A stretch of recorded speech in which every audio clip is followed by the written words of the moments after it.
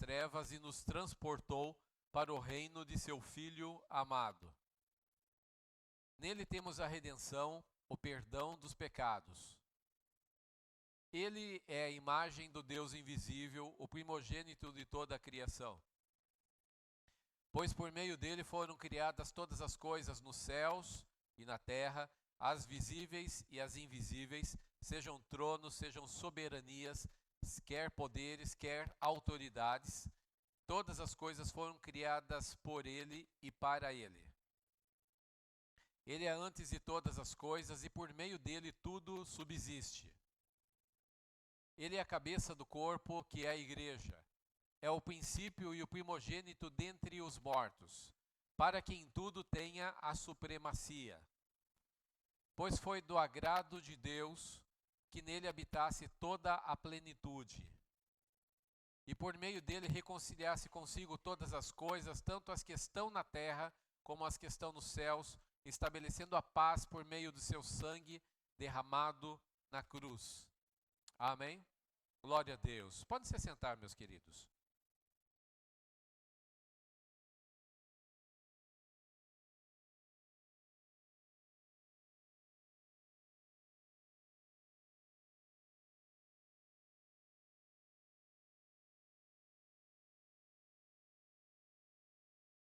Aleluia.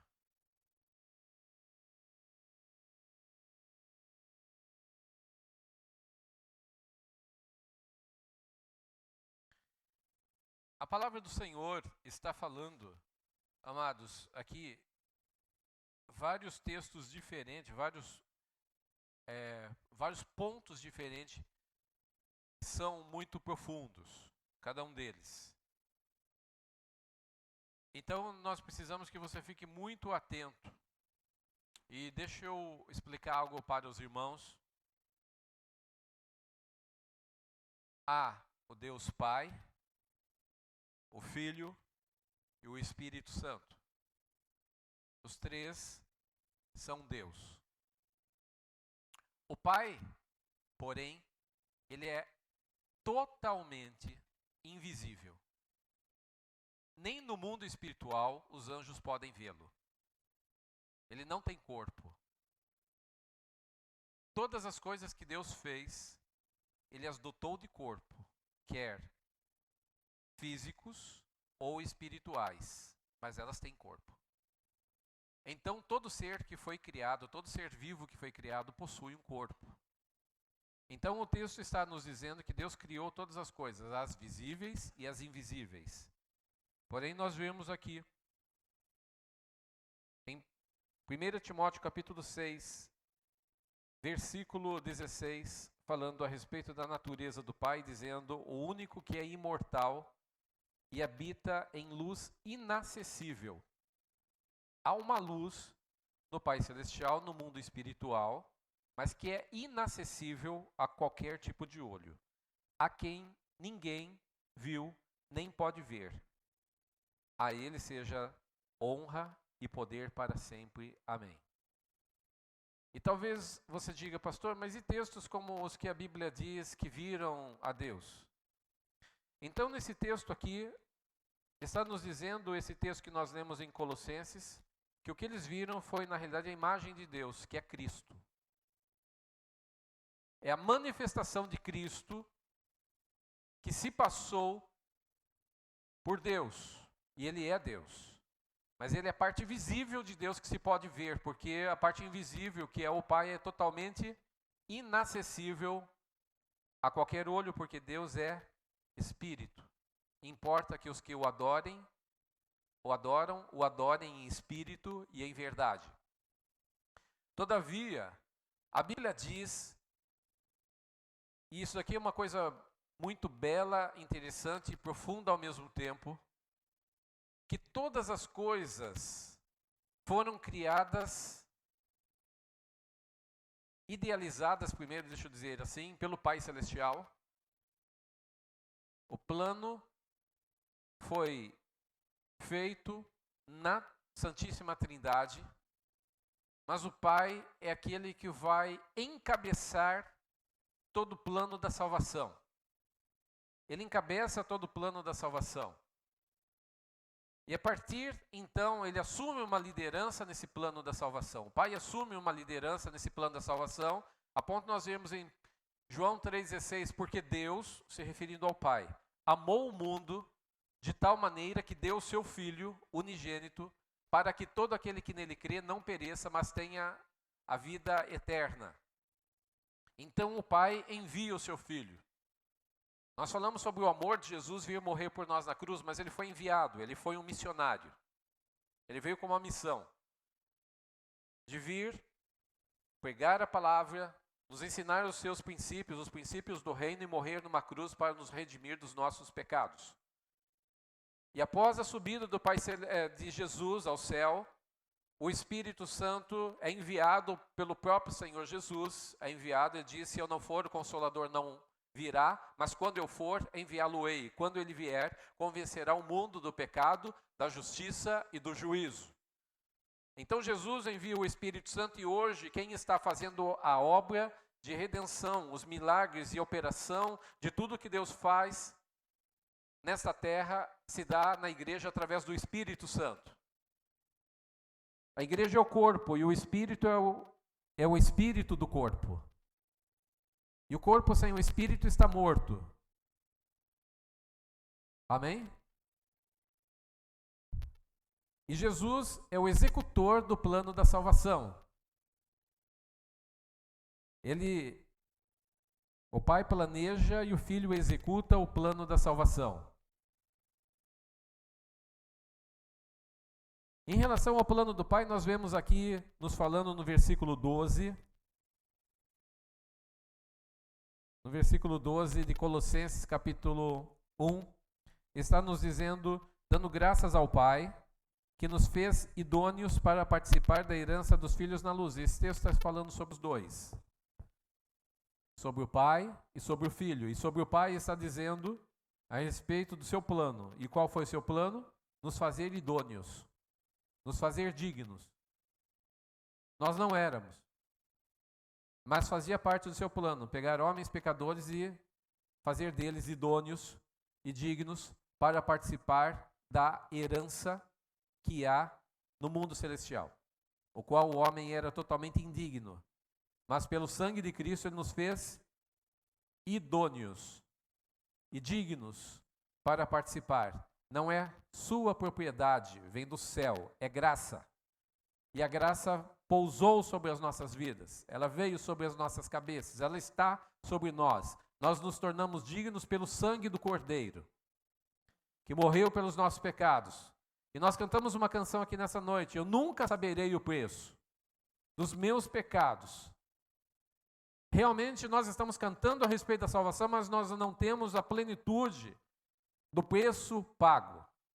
Nós não temos nem a plenitude histórica, porque há detalhes históricos que talvez nós não saibamos, ou às vezes a gente está inserido no momento da nossa sociedade, do ano que estamos vivendo, que é tão diferente culturalmente daquela época, só por aí a gente já tem uma diferença, mas nós não temos nem plena noção espiritual do preço que foi pago por nós na cruz. E a Bíblia nos traz revelações.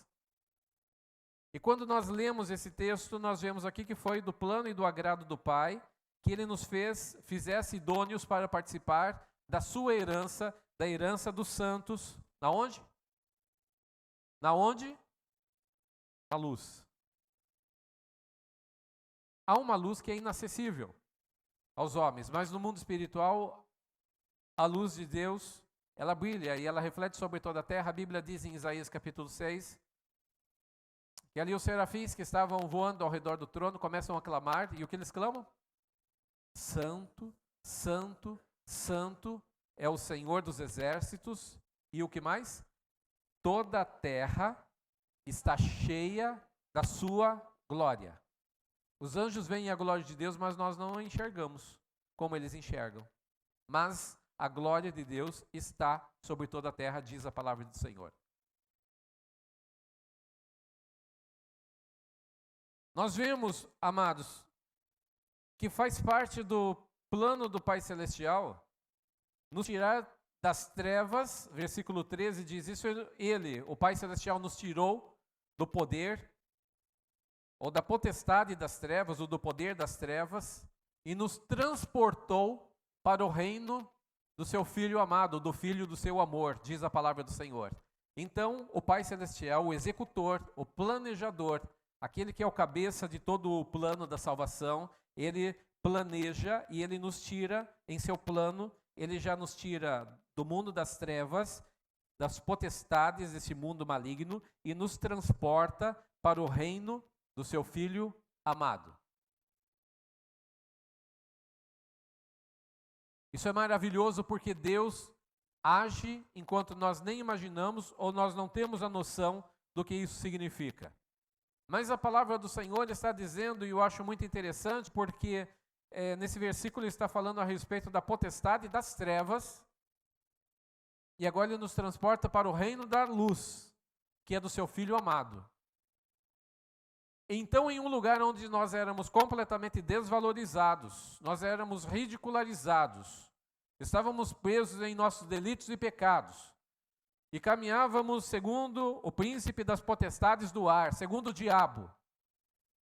E quando então nós, no plano de Deus, somos transportados para o reino do seu Filho amado, nós somos restaurados, nós somos perdoados, é tirada a culpa das nossas costas, nós somos transformados e depois nós vamos começar a aprender a viver segundo o novo padrão de Deus, que é o reino do céu, o reino do Filho amado, em quem temos a redenção pelo seu sangue, a saber, a remissão dos pecados. E agora nós vamos começar a falar um pouco a respeito do Filho. O Filho é o executor. E aqui Paulo está falando aos Colossenses, porque os Colossenses eles tinham muitos deuses, a princípio. Antes de se converter, eles eram politeístas. Então eles tinham Deus da guerra, da agricultura, Deus da procriação, eles tinham Deus do ar, Deus da água, Deus de um monte de coisa. Agora Paulo vai falar a respeito de toda a plenitude que há em Jesus Cristo. De que ele sozinho é maior do que qualquer tipo de Deus que houvesse de adoração aqui na terra, imaginado pelo homem ou não imaginado, porque ele é superior a todas as coisas, que pode passar pela imaginação do homem. E o texto está nos dizendo aqui, no versículo 14, que nós temos a redenção pelo seu sangue. Pelo seu sangue nós temos a redenção, a saber, a remissão dos pecados. Tudo pelo sangue de Jesus. E é tão simples para a igreja, porque nós não temos que fabricar a salvação. Nós não temos que fazer sacrifícios pela salvação. Ela já aconteceu em Cristo Jesus. E nós somos salvos, lavados, remidos pelo sangue do Senhor Jesus. Eu sei que o diabo pode chegar no seu ouvido e dizer para você que você não é digno. Ele pode dizer para você que você não merece, mas a palavra de Deus diz que através do sangue do Senhor Jesus Cristo, Ele nos redimiu. E para Deus, aos olhos de Deus, que é santo, é que acontece a redenção. Então, se para Deus está assunto encerrado, está assunto encerrado. Porque Ele é o grande juiz, e se diante dEle os nossos pecados são perdoados e existe a remissão dos nossos pecados, então a palavra do Senhor está nos dizendo que em Cristo Jesus as coisas velhas ficaram para trás e de aqui por diante, em Cristo Jesus, todas as coisas se fizeram novas. Nós vemos que o texto está nos dizendo no versículo 15, que esse Senhor Jesus agora Paulo começa a abrir uma revelação após outra a respeito de quem é Cristo. O nome Jesus é a parte humana que ele adquiriu ao vir sobre a terra. Mas o Filho, Cristo, o Messias, aquele que foi enviado do céu, está dizendo no versículo 15, o qual é a imagem do Deus invisível. Olha o que diz o texto, do Deus. Eu quero que você preste atenção no que eu estou dizendo, meus queridos, senão você vai perder. a imagem do Deus invisível. E aqui tem uma coisa muito interessante, porque parece contraditória. Como que alguma coisa que é invisível pode ter uma imagem? Sim, Deus precisou fazer uma imagem de algo que é invisível, porque quando você olha para Jesus, você está vendo tudo aquilo, a plenitude daquilo que o Pai é. O Pai é invisível. O Pai está num lugar, ele é real? Sim.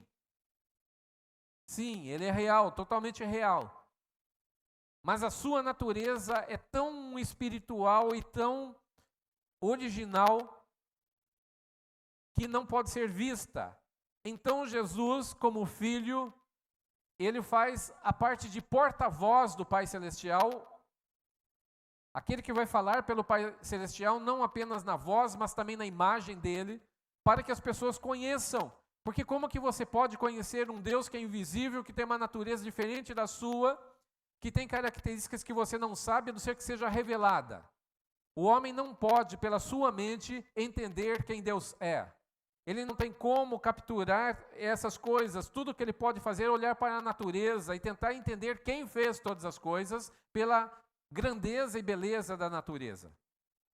Mas, mais do que isso, ele não pode entender. Mas o Filho unigênito do Pai, ele veio a este mundo para revelar o Pai Celestial. É ele quem traz a revelação do Pai Celestial. E quando você olha, Filipe disse, mostra-nos o Pai, o que nos basta. E Jesus disse, você está tanto tempo comigo, Filipe, e você não percebeu ainda que quem me vê, vê o Pai? Isso em figura humana.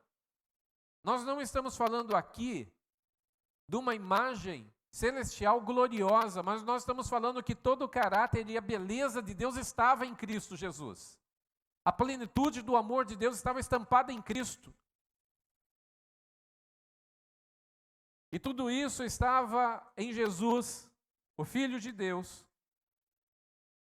E diz o texto aqui, que ele é a imagem do Deus invisível, e ele é também o primogênito de toda a criação.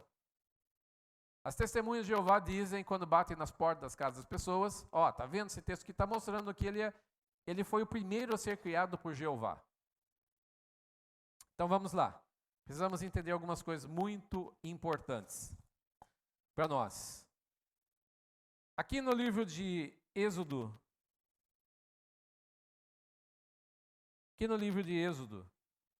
é-nos dito, logo no comecinho de Êxodo, meus queridos, que Deus se revela a Moisés.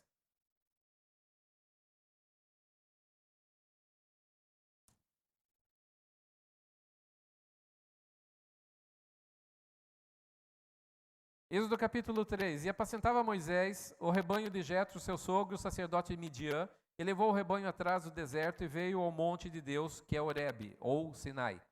E apareceu-lhe o anjo do Senhor. Apareceu-lhe quem? Não é um. O anjo do Senhor apareceu para ele. E como esse anjo do Senhor era? Olha o que diz a palavra. Ele apareceu em uma chama de fogo, no meio de uma sarça.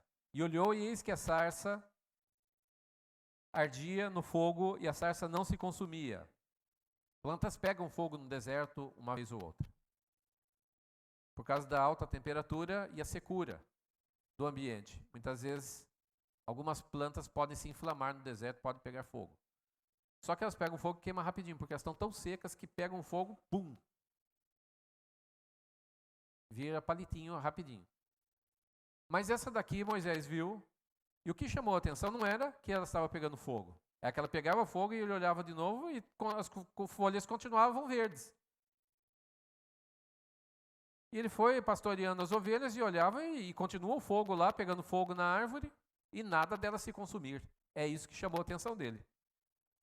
Ele disse, agora eu vou ver essa grande visão, porque a sarça não se queima. E esse foi o que chamou mais a atenção dele. É um fogo que não deteriora aquilo em que está. E assim é o fogo da presença de Deus, ele não vai te consumir. O fogo da glória e presença de Deus não te consome. O fogo da glória e presença de Deus, meus queridos, faz bem. E vendo o Senhor que se virava lá para ver, bradou quem? Deus. O Senhor bradou do meio da sarça. Mas se era o anjo do Senhor que estava na sarça, quem está falando com Moisés do meio da sarça é Deus, o Senhor. Então é um anjo, Jeová.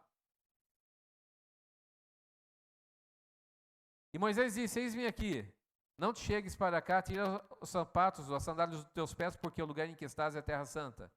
Disse mais o Senhor: eu sou o Deus de teu pai, o Deus de Abraão. Eu sou quem? O Deus de Abraão, de Isaque, de Jacó. Moisés encobriu o rosto, porque temeu olhar para Deus. Quem estava ali era Deus, mas se manifesta, quem estava ali era o anjo do Senhor. O que é anjo? É um enviado, ele se manifesta, ele vem, ele se apresenta como sendo a parte visível de Deus, do Deus invisível. Quem fala com Moisés no meio da sarça ardente é o próprio Cristo, ainda não manifesto no Novo Testamento. Mas ali ele não se manifesta como Jesus, mas se manifesta como Jeová. E ele se manifesta de uma forma muito interessante, e esse nome Jeová é o nome mais sagrado que existe dentro do judaísmo, composto por 4 letrinhas.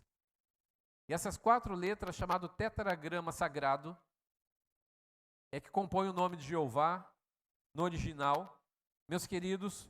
E essa pessoa que estava no meio da sarça é o próprio Cristo. Ele estava presente ali. E ele vem revelar a grandeza do Pai, que até então não se chamava Pai no Antigo Testamento. Deus não é conhecido como Pai, e não existia ainda o conhecimento do Filho. Só se sabia um pouco a respeito de que Deus é Espírito e não sabia-se direito dessas coisas. Mas ele se manifesta de diversas formas, ele se apresenta para Josué, no livro de Josué também está dito que ali ele se apresenta como um anjo do Senhor, com uma espada desembainhada em suas mãos. E Josué, quando o vê, treme, porque ele é alguém diferente dos demais homens, e quando olha-se para ele, vê ali no seu rosto, embora não estava brilhando em glória, mas o aspecto do seu rosto é como se fosse Deus. Porque Paulo agora, depois de ele dizer ele é o primogênito de toda a criação, vai explicar o que é esse primogênito no versículo 16. E vai dizer o seguinte: por que ele é o primogênito de toda a criação? Porque nele, em Cristo, nele, foram criadas todas as coisas que há nos céus e na terra, as visíveis e as invisíveis. Sejam tronos, sejam dominações, sejam principados, sejam potestades, tudo foi criado por Ele. Por quem? Por Cristo. Por Jesus Cristo. Todas as coisas foram criadas por Ele e para Ele. A Ele seja dado a honra e a glória para todo sempre. Então Ele é o start, Ele é o início de toda a criação, de tal forma que Ele é o primogênito de toda a criação, porque todas as coisas foram feitas nele, através dele, por Ele e para Ele. De tal forma que Ele é o Senhor de toda a criação. E olha o que diz a palavra do Senhor no versículo 17. Então, deixa eu só explicar as visíveis e as invisíveis. As visíveis, as coisas visíveis que foram criadas, é tudo aquilo que você está falando no reino dos homens, tudo aquilo que nós, homens, podemos ver, a humanidade pode ver. E as invisíveis? Está falando sobre as várias esferas de hierarquia do mundo espiritual. Todos os anjos, os arcanjos, está dizendo aqui, está citando 4 títulos de hierarquia, que são tronos, dominações, principados e potestades. Então, há tronos, há anjos que ocupam, ou arcanjos, eu não sei como que chama, mas que ocupam essa posição de tronos, outros que ocupam a posição de dominações,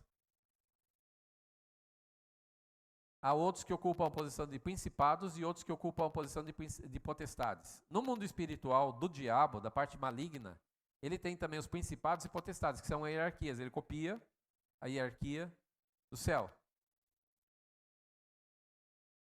E agora, todas essas coisas, desde a menor bactéria ou qualquer átomo que houver no universo, ou qualquer forma de luz que haja no universo, qualquer energia ou substância ou matéria, tudo o que existe, tudo foi criado, planejado, tudo foi criado nele, por ele e para ele. E a Bíblia diz que também, no versículo 17, que ele é antes de toda a criação, ele é antes de todas as coisas, e nele tudo que existe subsiste. Ou seja, ele é quem sustenta todas as coisas. Eu quero dar um exemplo para você. A luz, ela é emitida, meus queridos, quando ela é emitida, ela anda em ondas, amém? Ondas eletromagnéticas, elas andam em ondas eletromagnéticas. E essa luz, ela vai indo, não para. Ela não para. Se ela encontra um campo aberto na frente dela, que nada impeça, ela continua. De tal forma que os telescópios da Terra estão captando luz de estrela. E você, quando olha para as estrelas, muitas delas estão a muita distância daqui, mas o brilho delas está viajando pelo tempo. Está viajando. E o que nós estamos vendo quando olhamos para o céu não é o presente, é o passado. Porque alguém que saiu de lá, essa luz das estrelas saiu há muito tempo de lá e está chegando hoje aqui. Você nem sabe se elas estão vivas ainda, se elas estão lá. Mas a luz delas está viajando. Quem determinou que essas ondinhas não parem no caminho? Quem determinou que os átomos estejam ali com a sua força interna funcionando? Quem determinou que a respeito, eu não sei se você sabia, mas existe mais espaço dentro, se você pegar uma barra sólida de ferro, existe mais espaço vazio dentro daquele pedaço de ferro sólido do que parte de matéria.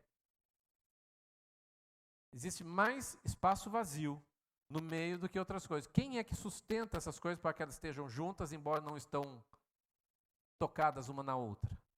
Quem é que sustenta todas as coisas? Esses dias eu mandei uma coisa no grupo, acho que foi de líderes da igreja, mandei uma coisa lá, a respeito do grande enigma do universo, o pica-pau.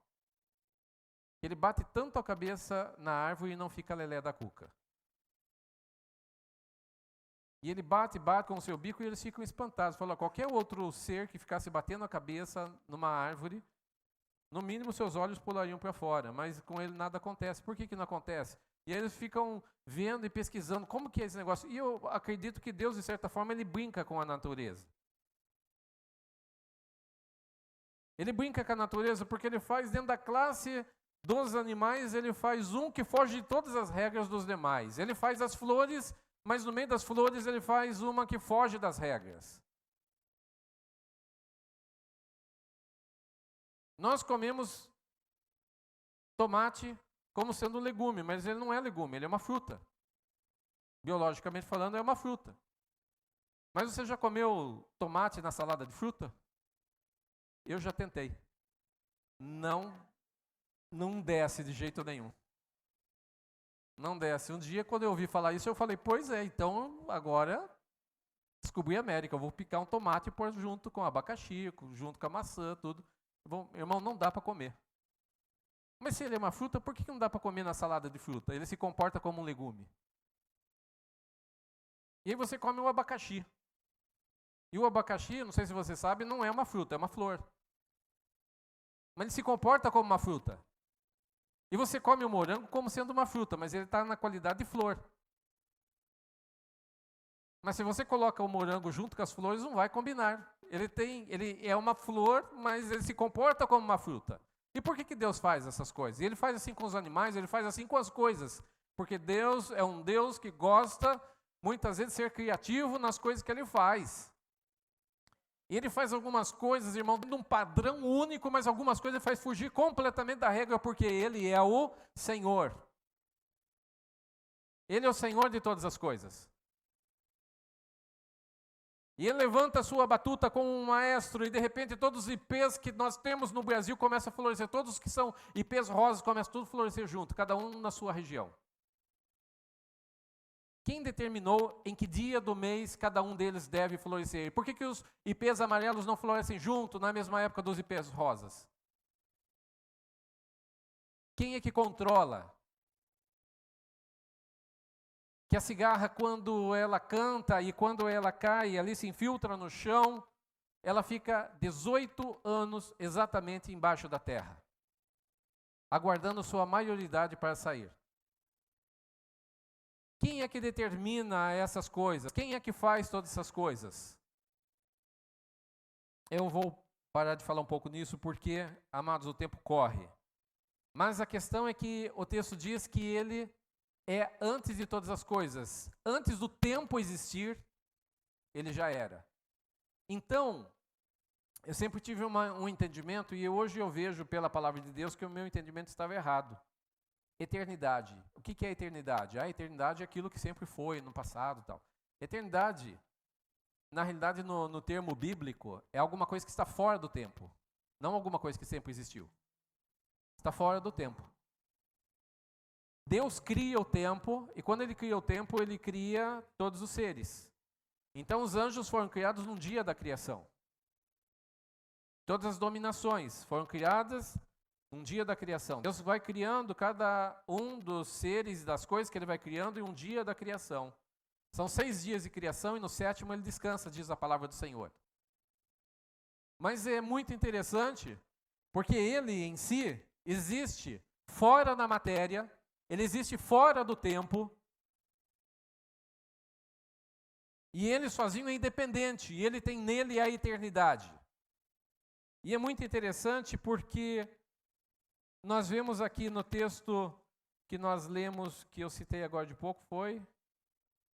Primeiro...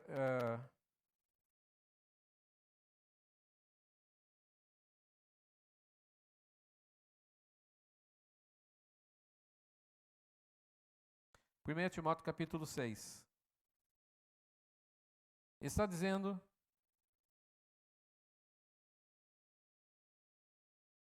O único que é imortal.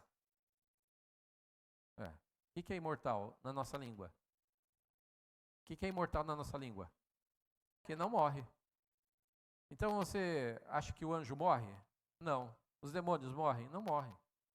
Então eles são imortais, mas o texto diz aqui o único que é imortal. Por que o único que é imortal? Porque a palavra imortalidade aqui não está sendo usado dentro da linha do tempo, mas fora da linha do tempo.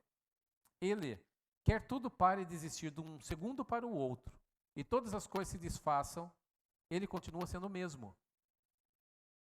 Ele é o único que tem essa característica da imortalidade por completa, exata, real, como ela é. Todas as outras coisas que foram criadas na linha do tempo, foram criadas sob a ordem dele e subsistem pelo seu poder. E um dia Lúcifer se levanta no céu. Mas aquele que faz com que todas as coisas subsistam poderia simplesmente ter puxado o fôlego de vida de Lúcifer e ele ter deixado de existir. Quem o diabo pensa que ele é? Mas algumas pessoas, e muitos cientistas, e pessoas famosas muitas vezes, emprestam o fôlego de vida que Deus lhes deu, a sabedoria que foi dada, as habilidades que Deus lhes deu para dizer que Deus não existe. E dizer que Deus não existe é uma das maiores incoerências do universo, porque nós emprestamos todas as qualidades e possibilidades de Deus para poder falar isso. Amados, nós vemos aqui que Ele existe antes de todas as coisas. Quando nós adoramos ao Senhor, aqui que eu quero entrar em alguns pontos importantes. Porque muitos na igreja estão adorando um Jesus que simplesmente foi um homem aqui na terra. E quando nós dizemos Deus, muitas vezes a nossa ideia é tão vaga sobre Deus e ela é tão superficial sobre Deus que nós não estamos nem muito preocupados.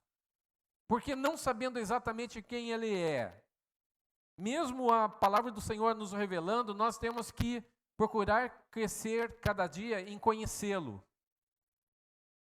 E eu vou dizer, nem os anjos o conhecem plenamente. Porque Deus é infinito em todo o seu ser.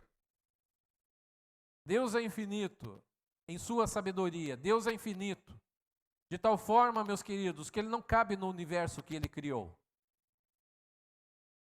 Alguns dizem, o universo é feito por não sei quantas quintilhões de estrelas, galáxias, e daí vai, tem tal extensão, e cada dia eles falam uma coisa porque vão descobrindo mais coisas. Mas a questão é que o Senhor está fora do universo. Ele é maior do que todas as coisas. Mas a sua maioridade, o seu grande tamanho, quando nós dizemos grande, é o Senhor e muito digno de louvor, você não precisa saber o tamanho dele. Na nossa mente limitada, basta nós dizermos que ele é grande. Quanto ele é grande? Maior do que todas as coisas. Mas é necessário que a gente abra os olhos do nosso coração e peça ao Senhor, eu quero te conhecer cada dia mais. Porque às vezes nós temos um conhecimento vago, como Jó disse, antes eu te conhecia de ouvir falar, mas hoje os meus olhos te veem. Mas mesmo Jó tendo visto o Senhor num redemoinho, ele não o conheceu plenamente. Nós vamos ter toda uma eternidade para andar com Cristo e saber o quanto Ele é maravilhoso, o quanto Ele é extenso, o quanto Ele é grandioso. Mas uma coisa interessante, um dos maiores milagres do universo, de tudo que Deus faz e fez, não foi fazer toda a criação. Porque a criação de Deus é feita dentro da sua grandeza, dentro da sua sabedoria. A criação de Deus é feita dentro do seu poder. Mas um dos maiores milagres do universo foi ele se esvaziar completamente da sua glória. A maior minimização do universo que já existiu, alguma coisa se tornar pequena, absolutamente pequena, foi Deus se tornar homem em Jesus Cristo. Se esvaziando completamente da sua glória, para se tornar homem. E nós cantamos aqui nessa noite, vim para adorar-te. E nós cantamos aqui nessa noite, que aquele que era grande e fez todas as coisas, homem se fez. Ele veio aqui, e quando ele veio a esta terra visitar a sua criação, nós o matamos. E quando ele veio aqui, nós viramos as nossas costas para ele. A questão é que o seu grande amor, meus queridos, foi dado ali na cruz do Calvário, aqueles homens que cuspiam nele e diziam palavras blasfemas contra ele ali na cruz, querendo envergonhá-lo, mas ele dizia, Pai, perdoa-os porque eles não sabem o que fazem.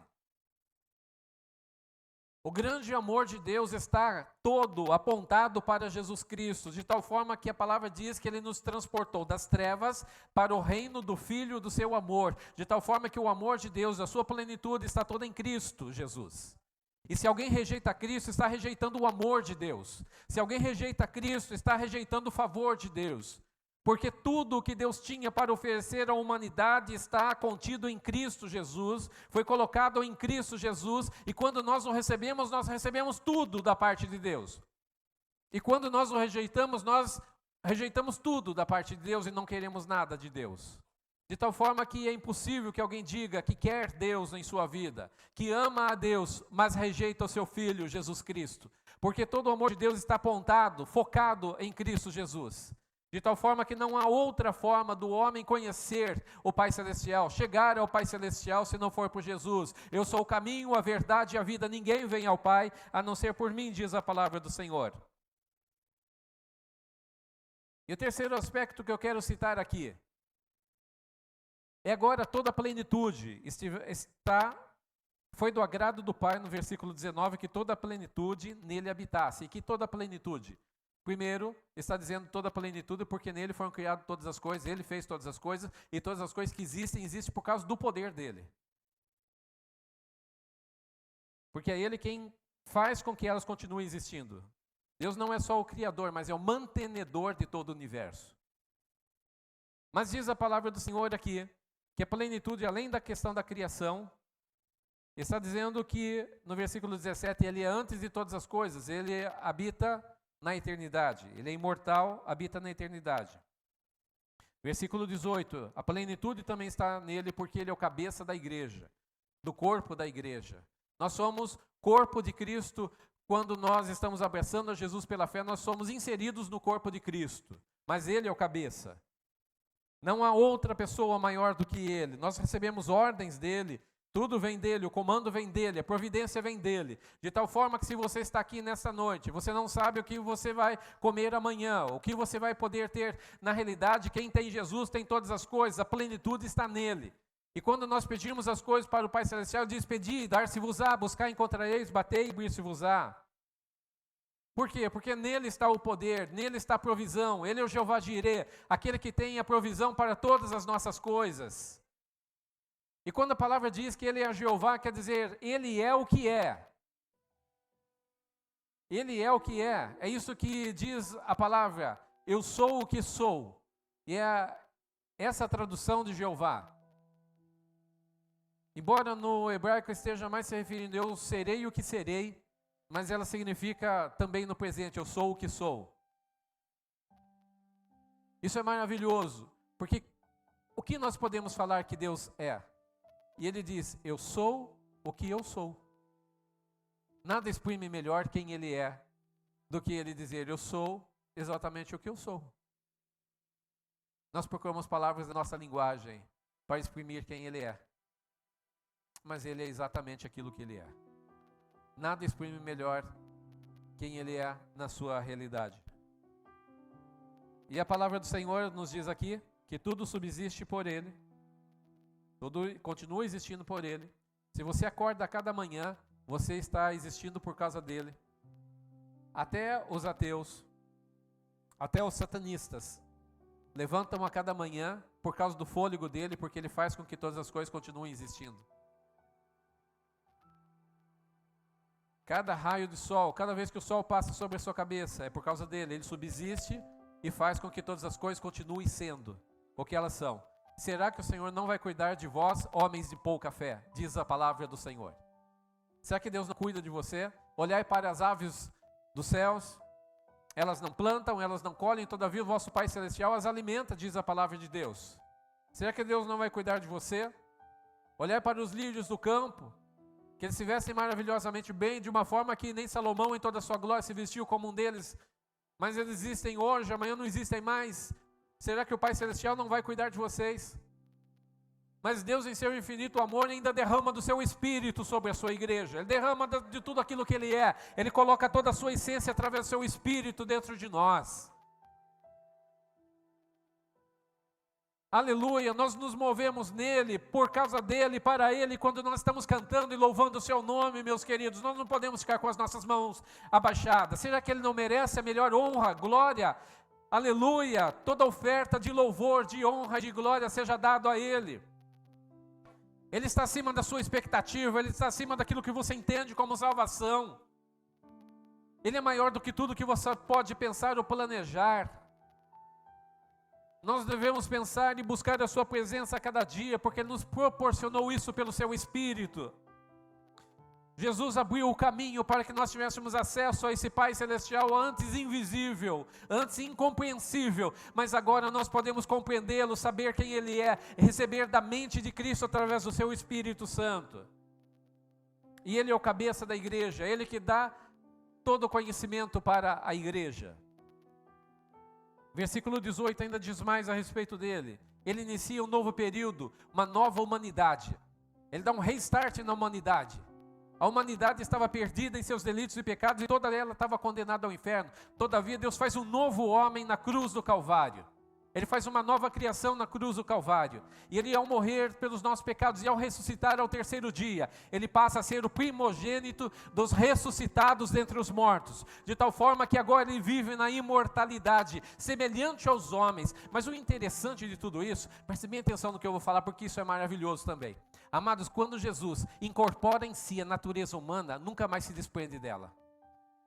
A Bíblia diz que Ele vai com corpo o quê? Humano. Deus não tem corpo, mas Ele vai com o corpo humano ao céu. Ele se assenta à destra do Pai Celestial. E hoje, por ter passado no nosso lugar, Ele intercede por nós lá no céu, diz a palavra do Senhor. Nós temos um advogado, Paráclito, da parte do Pai Celestial, que fala por nós.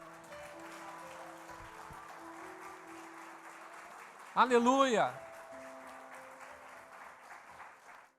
Se você não tem família, não ache que você está sozinho. Na realidade, tem alguém que intercede por você. Ele colocou em você o seu espírito. Ele te ama de uma forma que nem todos os pais do mundo poderiam te amar como Ele te ama. Nem todas as mães e pais juntos deste mundo poderiam te amar como Ele ama. O seu amor é incomparável. Tem alguém que te ama. Tem alguém que quer ver você em pé. Tem alguém que torce por você. Tem alguém que deseja você perto dele. Tem alguém que deseja ver você sorrindo, que tem alguém que deseja que você realmente esteja andando, correndo em Cristo, voando nas coisas de Deus. Há alguém ao seu lado que está, e se Deus é por nós, aleluia, se Deus é por nós, Ele é o cabeça da igreja, é o primogênito de toda a criação, mas também é o primogênito dentre os mortos. E foi do agrado do Pai, já nos planos antes da criação ser feita, antes do tempo existir, foi do agrado do Pai, que toda a plenitude nele habitasse. Toda a plenitude nele habitasse. E o versículo 20 é tremendo. E que, havendo por ele feito a paz, pelo sangue da sua cruz, por meio dele, reconciliasse consigo mesmo todas as coisas, tanto as que estão na terra, como as que estão nos céus. Céus estavam desligados da terra? É o que diz o texto. Eu vou ler de novo. E que, havendo por ele, por meio de Cristo, feito a paz, pelo sangue da sua cruz, por meio dele, por meio de Cristo, reconciliasse todas as coisas na terra, como as que estão nos céus. Quando Deus faz o homem, é o único ser de toda a criação. De tudo isso que nós dissemos aqui, existe o único ser de toda a criação que liga o mundo espiritual ao mundo físico é o homem. Os anjos estão completamente no mundo espiritual. E tudo que é humano e animal está tudo no mundo físico. Mas o homem é o que está no meio do caminho. E quando Deus faz o homem, a sua imagem e semelhança, a sua imagem conforme a sua semelhança, e sopra nele o seu fôlego de vida, Deus faz do homem o único representante em toda a criação, preste bem atenção nisso, que tem um espírito capaz de se comunicar e adorar a Deus, e conversar com Ele, e ao mesmo tempo de interagir com tudo o que havia nessa terra. Mas quando o homem peca, se rasga o relacionamento de céu e terra, de tal forma que o homem foi destituído da sua glória, afastado dela, e que Jesus, vendo todas essas coisas, toma a forma humana, e como representante do homem, ele nasce como homem, e ele vem costurar o relacionamento antes, rasgado entre céu e terra. E através da sua cruz, ele fecha essa costura por completo, aleluia, reconciliando céu e terra novamente. De tal forma que o véu do templo é rasgado. E hoje nós podemos adorar a Deus face a face. Eu não sei, é bem provável que nós não saibamos a profundidade disso que eu estou falando, porque é muito profundo, meus queridos. Mas a questão é que o diabo não suporta isso. Ele quer te separar da presença de Deus. Ele quer distrair você enquanto a palavra está sendo pregada. Ele quer distrair você no dia a dia para que você não entenda, não compreenda e não consiga entrar na presença de Deus, porque ele já foi rejeitado, ele não tem como voltar. Mas você é chamado das trevas para a maravilhosa luz, para o reino do seu Filho amado. Aleluia, e Ele te reconciliou consigo mesmo através do sangue da sua cruz, diz a palavra do Senhor. E Ele reconcilia todas as coisas na terra como nos céus, e Ele as interliga novamente. E quando você está adorando a Deus, você está fazendo um papel semelhante ao de Cristo que ligou o céu e terra, porque quando você adora a Deus, você está ligando a terra embaixo dos seus pés, aos céus com a sua adoração. E você está interligando as coisas através de Cristo, porque Ele iniciou o caminho, amém? Aleluia, quando você está adorando, você está chamando os céus à terra, de tal forma que Jesus já antes de acontecer a sua cruz, Ele já nos ensina que venha o seu reino e seja feita a sua vontade aqui na terra como ela é feita no céu. O que ia causar isso? A cruz de Cristo ia trazer o reino de Deus nessa terra, ia reconciliar, aleluia. Mas quem Ele é? Quem Jesus é? Ele está além do nosso entendimento. Quando o anjo foi anunciar a Maria sobre o seu nascimento, ele disse: o ente que está em ti é santo. A palavra de Deus diz que ele é mais santo e sublime do que o céu. O céu não é santo sem ele. O céu é santificado por causa da presença dele. De tal forma que você é santificado por causa da presença dele. E se o Senhor se apresentar hoje fisicamente neste lugar, Ele vai dizer para você: tira a sandália dos seus pés, porque o lugar que você está é santo. Porque onde Ele está, Ele santifica o ambiente. A sua cruz é o lugar onde todos os pecados da humanidade estavam pairados sobre Ele. Mas ao mesmo tempo, é o lugar mais santo de toda a terra. Porque nela estava o Filho de Deus, cujo sangue imaculado foi derramado pelos nossos pecados, em tão grande amor, incompreensível. Na mais profunda poesia que pudéssemos fazer, não tem como descrever a plenitude do seu amor, da sua graça, derramada por nós em Jesus Cristo. Ele é a imagem de todo o amor de Deus, Ele é a imagem de toda a soberania e poder de Deus, Ele é a imagem de toda a glória de Deus. Ele é a imagem do que há de mais sagrado de Deus. Quando nós olhamos para Jesus, nós estamos vendo o Pai através do Filho. E Ele reconciliou o céu e terra, de tal forma que hoje os anjos podem cantar com os homens a mesma glória, a respeito da mesma glória, a respeito da mesma soberania e grandeza de Deus. Eles poderiam se unir à igreja cantando, porque céu e terra estão reconciliados.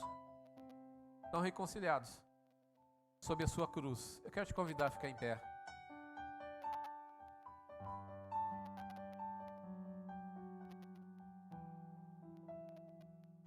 É baseado na autoridade dele. É baseado em quem Ele é que os demônios fogem. E nós vemos uma pista disso ali no endemoniado gadareno. Quando Jesus se apresenta ali como homem, Ele vai até Gadara e Ele está naquele lugar. Os demônios, ao verem Ele, se arrepiam, tremem e dizem: que nós temos contigo, Filho do Deus vivo. Viesse nos atormentar antes do tempo? O Senhor quer nos mandar para o inferno antes de acabar ainda a época em que estaríamos nessa terra? Por quê? Porque eles já sabem que eles estão sentenciados. Eles já sabem quem é o Filho de Deus. E o Filho de Deus, meus queridos, quando nós vamos adorar o Filho de Deus, nós temos que dizer: louva a minha alma, encha os meus pulmões, a minha voz em toda a sua plenitude louve, as minhas mãos se levantem, todo o meu ser se dobre diante dele e o engrandeça. A Ele toda a honra, toda a glória, toda a ação de graça seja dada para Ele. Quando você for ofertar, não faça uma coisa miserável, faça o melhor daquilo que você pode fazer ao Senhor. Quando for adorar, não faça uma coisa raquítica, faça o melhor da sua adoração para o Senhor. Ele é digno de toda a honra, de toda a glória, de tal forma que quando Ele ali ressuscita dos mortos e quando Ele vai voltar ao céu, aleluia, a palavra do Senhor está dizendo: levantai-vos, ó portais, as vossas cabeças, para que entre nele o Rei da Glória. E o Rei da Glória, ao passar pelos portais celestiais novamente, Ele foi adorado por todos os anjos ali, aleluia, porque Ele toma sobre si agora novamente o poder, a honra e a glória de novo para sentar no seu trono, aleluia. A Ele seja o louvor, a honra e a glória para todo sempre. E eu quero te convidar a levantar agora uma oração dizendo: Senhor, abre os meus olhos, abre o meu entendimento. Porque tem muita gente, meus queridos, que está vivendo uma vida espiritual tão rastejante. Deus não te chamou para viver uma vida espiritual rastejante. Olha para aquele que foi crucificado. Dele virá a sua força. Olharam para Ele e foram iluminados, diz a palavra do Senhor. Olharam para Ele e foram iluminados. Dele vem o poder para sustentar a sua fé. Aleluia. Eu posso todas as coisas naquele que me fortalece, diz a palavra de Deus. Eu posso todas as coisas naquele que me fortalece. Há alguém lutando por você. O guarda de Israel não dorme. O guarda da igreja, aquele que é o Senhor da igreja, não dorme. Aleluia. Há alguém assentado no trono. Quando você estiver em uma má situação, saiba, há alguém assentado no trono. Há alguém assentado no trono que olha por você. Há alguém assentado no trono que quer estender a mão e te sustentar e te levantar. Se você ainda não entregou sua vida para Jesus, abra o seu coração nessa noite. Abra o seu coração e convide Jesus, seja Senhor da minha vida. Eu quero ter um senhorio sobre mim. Eu quero que tudo aquilo que foi pregado nessa noite esteja sobre a minha vida. Aleluia. Aleluia. E nós vamos adorar o Senhor. Ele é digno de todo louvor. E você pode fazer uma oração neste momento, dizendo ao Senhor toda a honra, ao Senhor toda a glória. Senhor, eu quero dar o melhor de mim. Aquele que venceu, o primogênito dentre os mortos, o Senhor de toda a criação, porque nele foram criadas todas as coisas, por ele e para ele foram criadas todas as coisas, quer nos céus, quer na terra. Sejam tronos, dominações, principados ou potestades, tudo foi criado nele, por ele e para ele.